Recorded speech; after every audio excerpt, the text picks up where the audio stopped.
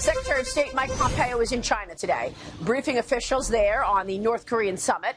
This as trade tensions between Washington and Beijing are increasing, and the United States is preparing to levy tariffs on billions of Chinese goods. Here now is White House Director of Legislative Affairs, Marc Short. Marc, good to see you. Thanks so much for joining us. Maria, thanks for having me back on. Which industries are we expecting will see tariffs coming out of China? Maria, that's an announcement the White House will be making later. It's not for me to get ahead of. But I think that we continue to remain concerned that the number of that China imposes 4 times the level of tariffs on American exports than we apply on Chinese goods coming to the United States. The president remains anxious to level the playing field. As he said recently up at the G7 summit, our ultimate goal is to get rid of tariffs and barriers. But right now, it still remains on level playing field. But, you know, Marc, what does that say to us about the theft of intellectual property and the forced transfer of technology? You know, I came out with an op-ed yesterday in on Real Clear Politics, and I write about the issues that are most important to American business, and it's not about $200 billion in agricultural products.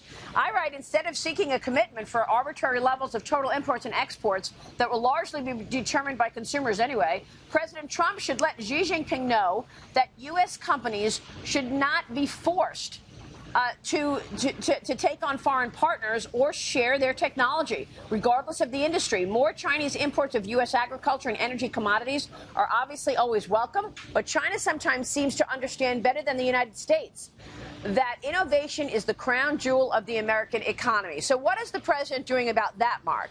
Maria, you're 100% right, and I in no way mean to overlook the intellectual property theft. That is driving a lot of the president's frustration here and members of Congress as well.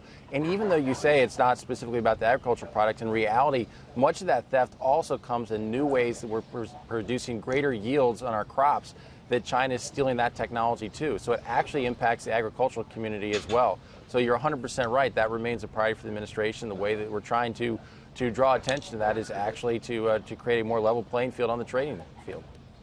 And then there are reports indicating that the White House is trying to stop the Senate from killing the deal with Chinese telecom giant ZTE, even if they are nominating new board members. Can they still be trusted? I mean, why must we help ZTE when the Senate is worried about national security issues? Well, we remain concerned about national security issues. I think there's been no administration that has, moved more rapidly to help make sure that America is more secure across the globe. Specific to ZTE, an investigation was launched, it was completed, and the sanctions that would be imposed by the Commerce Department would be the most severe sanctions against any company in history. Not just from a financial perspective, Maria, it's also replacing the entire board and putting in place inside the company a compliance board that the Commerce Department selects that is basically reporting to Congress in the future about their ability to stay compliant with the restrictions we put in place. So it is more than just a financial. It is replacing the board. It is a compliance team of Americans that goes inside the company. So these restrictions we think are incredibly severe.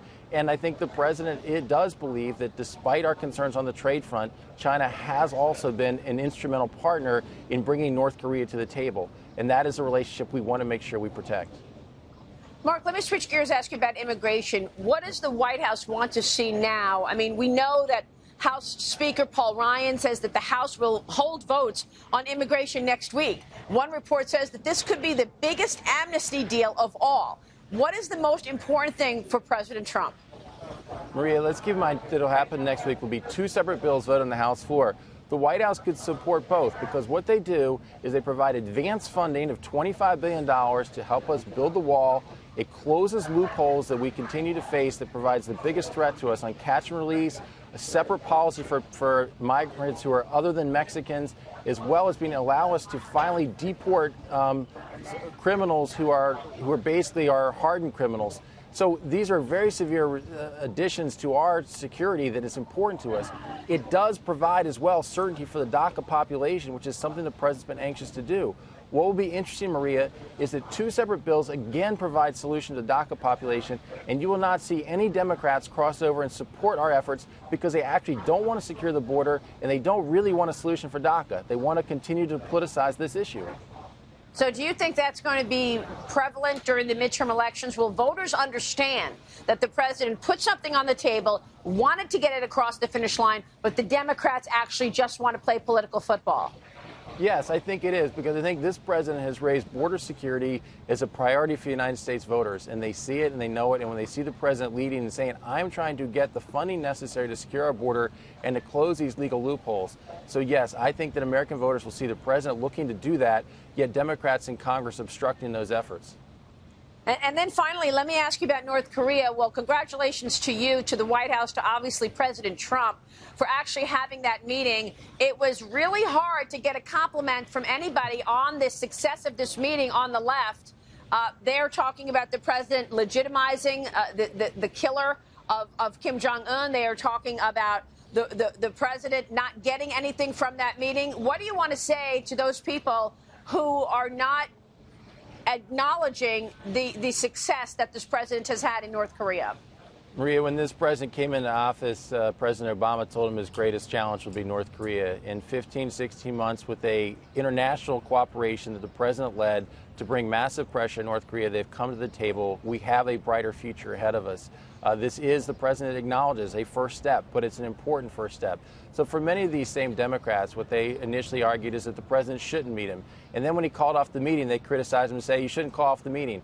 And then when he actually had the meeting, they criticized and say that it was too fluffy. So the reality is that I think the American people know this was a bigger concern. They saw the rockets that were getting launched. They knew the nuclear threat that North Korea posed. This president is looking to take on those nuclear threats both in North Korea and in Iran in ways that the previous administration never did. So, Mark, you said this is step one. What's step two?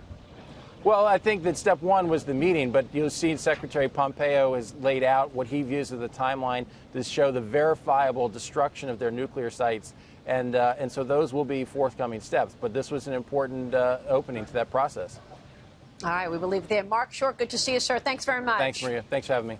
We will talk with you soon, sir.